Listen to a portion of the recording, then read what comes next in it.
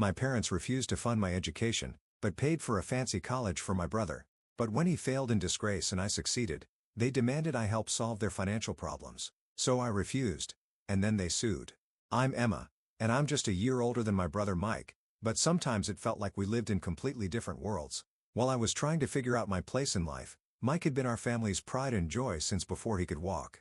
I remember sitting at our kitchen table during countless family gatherings, watching everyone fawn over Mike's latest achievements. Did you hear about Michael's new app? My aunt would gush.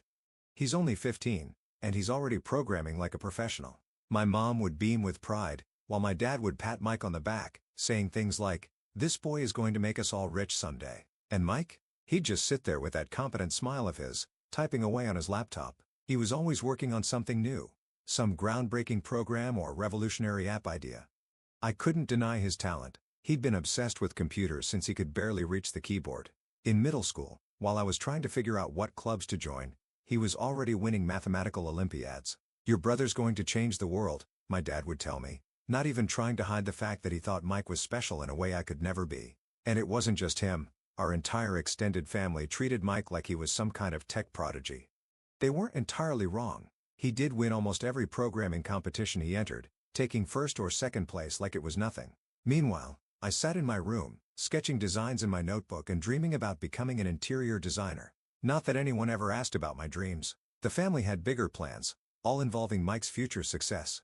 My uncle had already started an education fund for him, and even our mom's cousin was putting money aside for his college. They saw it as an investment, convinced that Mike would become the next tech billionaire and take care of everyone who helped him along the way. "We need to make sure Michael gets into the best private college," my dad would say during family meetings, which were basically just sessions to plan Mike's future. "He's going to start his own business right after graduation, mark my words." I tried not to be bitter about it, but it was hard. Especially when I heard them discussing the thousands they were setting aside for Mike's education while I sat there wondering if they'd even considered my future. Still, I held on to hope that maybe, when it came time to talk about my college plans, they'd show the same enthusiasm. It was a sunny morning in May, just a month before graduation. I'd spent weeks preparing for this conversation, collecting brochures from different colleges, calculating costs, and even preparing a small presentation about scholarship opportunities. My hands were shaking as I walked into the kitchen, where Mom was making coffee and Dad was reading something on his tablet. "Mom, Dad, can we talk about something important?" I asked, trying to keep my voice steady. "It's about college.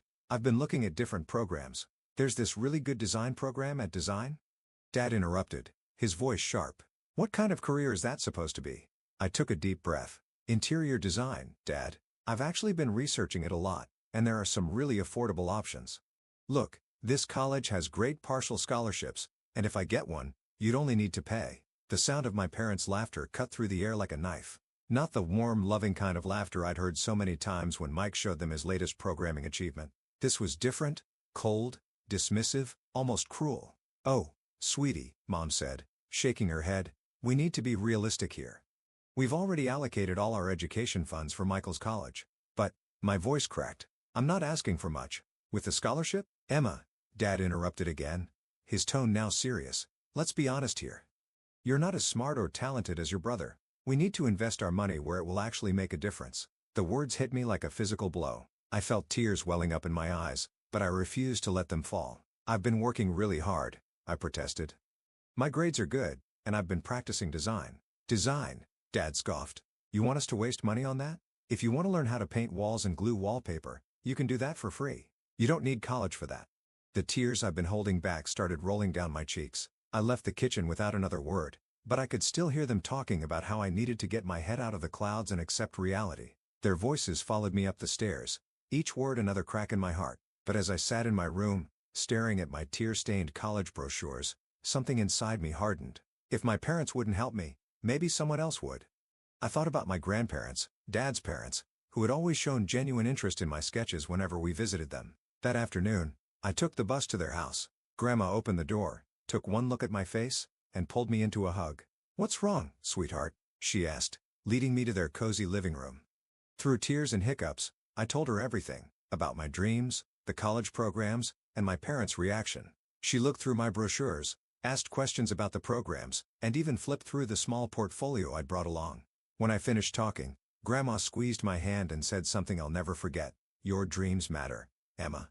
They mattered just as much as anyone else's. Then she got up, walked to their bedroom, and came back with a checkbook.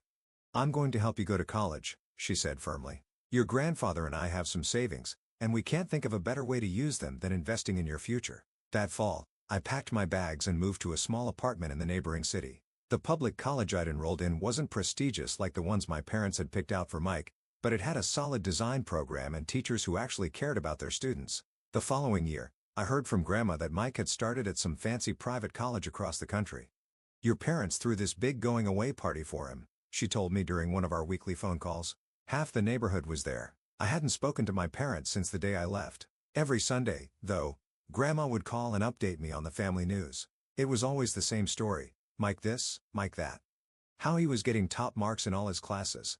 How he was already developing new apps and programs. How all the relatives couldn't stop talking about his amazing progress. While my parents were bragging about Mike's coding achievements, I was quietly building my own path. I volunteered my design services for local shelters, creating spaces that could make people feel at home even in difficult circumstances. Each project taught me something new, and slowly but surely, my portfolio grew. The nursing home project was particularly special to me. The facility had been depressing, all gray walls and fluorescent lighting. I spent weeks talking to the residents, learning about their needs and preferences. I wanted to create a space that would make them feel alive, not just warehoused. "You know what I miss most?" one elderly resident named Martha told me. "I miss my garden. The colors, the light." That conversation inspired me to design a space filled with natural light, indoor plants, and comfortable seating areas that encouraged socialization. I included memory walls where residents could display photos from their younger days, and created cozy reading nooks with adjustable lighting for aging eyes. When the project won first place in the Young Designers competition, I didn't have a single family member in the audience, except for my grandparents, who drove 2 hours to be there. "We always knew you had it in you," Grandpa whispered as he hugged me after the ceremony. Throughout my college years, I threw myself into every opportunity one could find. I designed spaces for domestic violence shelters that provided both security and dignity. I created child-friendly areas and homeless shelters that gave kids a sense of normalcy and chaos. By the time graduation rolled around, I had more than just a degree. I had a body of work that spoke for itself. Design firms took notice. Before I'd even thrown my cap in the air, I had multiple job offers on the table. I accepted a position with one of the largest design firms in the region, and suddenly I was making the kind of money my parents probably never thought I would. After a year of working at the design firm, I decided it was time to give back to the two people who had believed in me when no one else did. I drove to my grandparents' house one weekend, and as I walked through their familiar rooms, I saw them with new eyes. The wallpaper was peeling in corners, the kitchen cabinets were worn out, and the bathroom hadn't been updated since the 1970s. "Grandma," I said during dinner, "how would you feel about letting me renovate your house? You won't pay a cent. This is my gift to you. For everything you've done for me." It took some convincing, but they finally agreed. I spent weeks developing the perfect design, incorporating elements from their past while bringing the space into the present. I wanted to preserve the soul of their home while making it more comfortable and functional for them. The renovation took 3 months. I hired the best contractors I knew and supervised every detail. We replaced the ancient heating system, installed new windows, and completely redesigned the kitchen. I chose warm colors that reminded me of the cookies Grandma used to bake, and installed soft lighting that wouldn't strain their aging eyes. When it was finished, Grandma couldn't stop crying. The next day, she was on the phone nonstop, inviting everyone she knew to come see the house. I sat in the corner of the living room, watching as she led groups of her friends through each room. "My Emma did all this," she'd say, her voice full of pride. "She designed everything. Didn't I tell you she was talented?" It was the kind of pride I'd always wished to hear in my parents' voices. But while I was busy making my grandparents' dreams come true, my brother's dream was about to turn into a nightmare. The news came through Grandma, as usual. Mike had apparently hit it big. He'd developed some revolutionary app and sold it to a major tech company for millions. The family was ecstatic. Dad was giving interviews to local papers about his genius son, and relatives were already asking Mike for investment advice. But their celebration didn't last long. Just a few months after the sale, everything fell apart. Mike's former college classmate filed a lawsuit, claiming the app had been his idea, and he had proof. Detailed documentation showed that not only had the concept been his, but he'd written most of the crucial code as well. Mike had somehow gotten hold of it all and passed it off as his own work. The evidence was overwhelming. Emails, early drafts of the code, witnessed conversations. It all pointed to Mike's theft. The court case was brutal and quick. Not only did Mike have to return all the money from the sale, but he was also ordered to pay over $2 million in damages for intellectual property theft. The family went into panic mode. At first, relatives talked about pooling their resources to help him, just like they'd pooled their money for his education. But when they realized the full amount, reality hit hard. One by one, they backed away. Even his most devoted supporters couldn't justify risking their life savings to bail him out of this mess. I was in my office one Tuesday morning, reviewing designs for a new boutique hotel project, when my secretary buzzed in. "Miss Thompson, your parents are here to see you."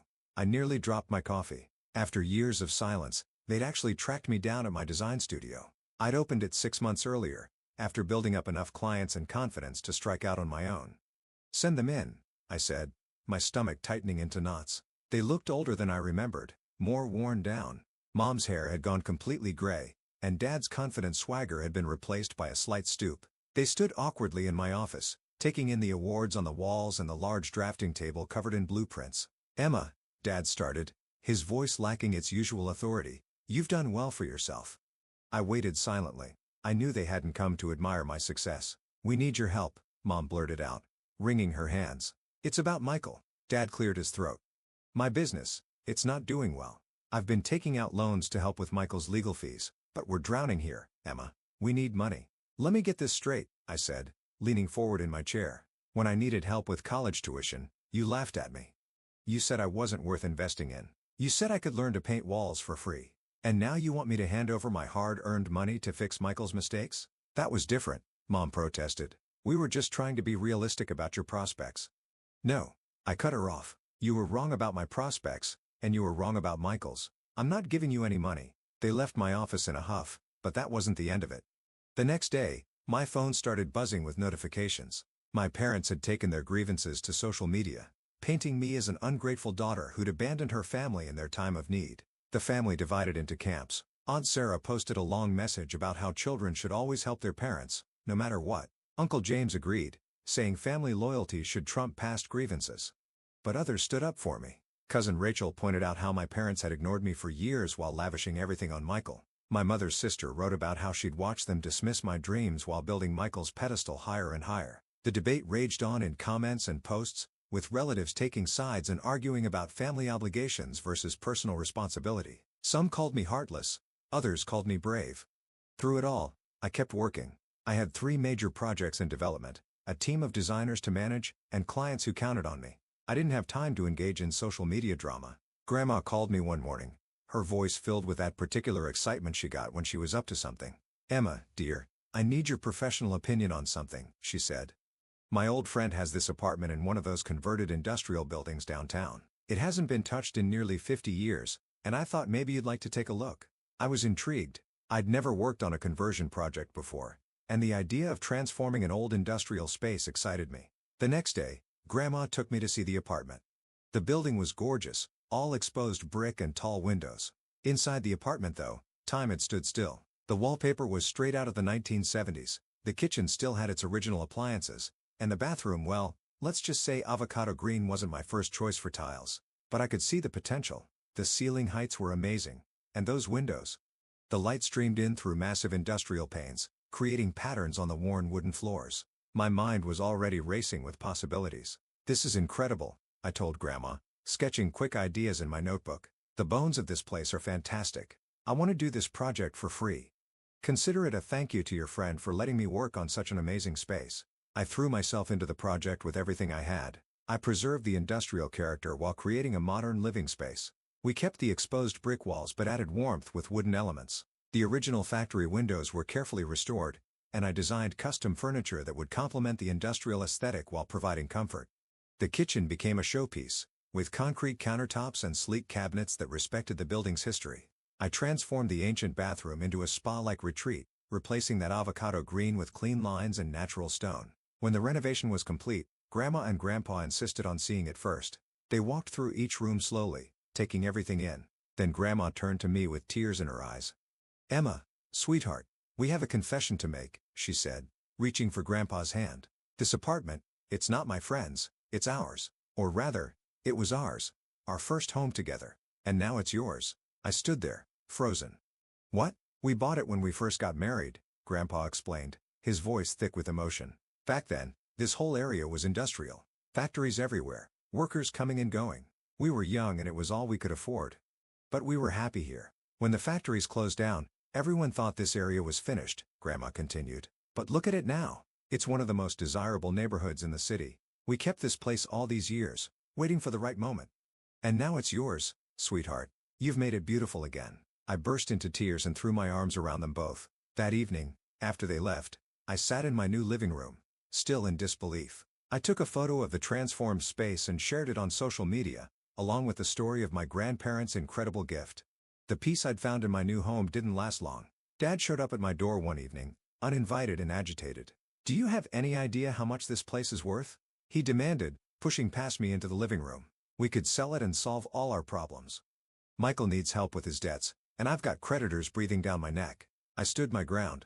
"This is my home. Dad, Grandma, and Grandpa gave it to me. It's not for sale." "Don't be selfish," he shouted. "This is prime real estate. Your brother is drowning in debt, and you're sitting here in a gold mine." Before I could respond, my phone rang. It was Grandma.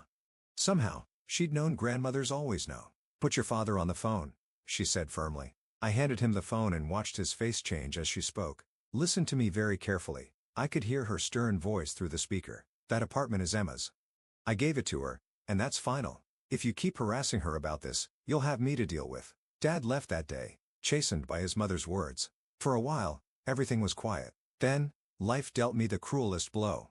Grandma passed away suddenly in her sleep. Before I could even begin to process that loss, Grandpa followed her just 2 weeks later. Everyone said he died of a broken heart. The will reading was held a week later. Everything was clear. The apartment was officially mine, while Dad inherited their old house. The difference in value was significant. The gentrification of my neighborhood had made my apartment worth several times more than their house. I thought that would be the end of it. I was wrong. Less than 2 months after we buried my grandparents, I was served with legal papers. Dad was suing me, claiming I had manipulated Grandma into giving me the apartment. The lawsuit alleged that I had exercised undue influence over an elderly woman and fraudulently obtained property through deception. But throughout the renovation process, we'd had countless conversations over Messenger, her asking questions about the progress, sharing old stories about the apartment, discussing her plans to give it to me. Every message showed her clear intention, her excitement about giving me this gift, her sound mind and judgment. I had screenshots of her writing things like, "We've been planning this for years, sweetheart. Ever since you told us you wanted to study design, we knew this apartment would be perfect for you someday. And your grandfather and I are so happy to see what you're doing with our first home. We always hoped it would stay in the family, and now it will, with the person who truly appreciates it." The day before the court was set to announce its decision, my phone rang. It was nearly midnight, and I was working late on a new project when I saw my father's number on the screen. "Emma," he said, his voice different from the angry tone he'd been using in court. He sounded defeated. "Let's make a deal." I waited, listening to his breathing on the other end of the line. "We can sell the apartment," he continued. "Split the money $50.50. You'll still get a good amount, and we can end this whole mess. What do you say?" I looked around my home, at the exposed brick walls that had witnessed my grandparents' young love, at the windows where they'd watched sunsets together, at all the little details I'd carefully designed to honor both the building's history and their memory. "No," I said firmly, "this isn't about money, Dad. It never was." "Don't be stupid." His conciliatory tone vanished. "You're just being stubborn now. Think about it. You could buy any apartment you want with your half." "I already have the apartment I want," I replied. "The one Grandma and Grandpa chose for me. And I'm keeping it." He hung up without another word. The next day, the judge ruled in my favor. My documentation was ironclad. Not just the messages from Grandma, but also the official deed transfer, the will, and witnesses who testified about my grandparents' long-standing plan to give me the apartment. That was the last time I saw my family in person. I hear things, of course. Our city isn't that big. Friends tell me that Michael still can't find work in the tech industry. His reputation is too damaged, and no one will trust him with their projects. The debt still hangs over him like a cloud. My parents had to sell Grandma and Grandpa's house first, the one they'd inherited. Then their own house followed. Now they live in a small apartment in the suburbs, all 3 of them together. Sometimes I drive past their new neighborhood and think about how different things could have been if they'd believed in both their children equally. They're still talking about me, spreading their version of events to anyone who'll listen. Ungrateful, they call me. Greedy. They tell people I abandoned them in their time of need, that I chose an apartment over my family. But I know the truth. I didn't choose an apartment over family.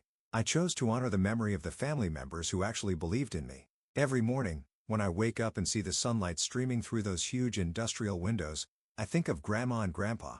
I think about how they saw something in me when no one else did, how they invested in my dreams instead of dismissing them. My design business is thriving now. I've expanded my studio, hired more designers, and we're working on projects all over the city. Last month, we won a major contract to redesign a historic hotel downtown. They specifically wanted someone who understood how to blend historical architecture with modern comfort.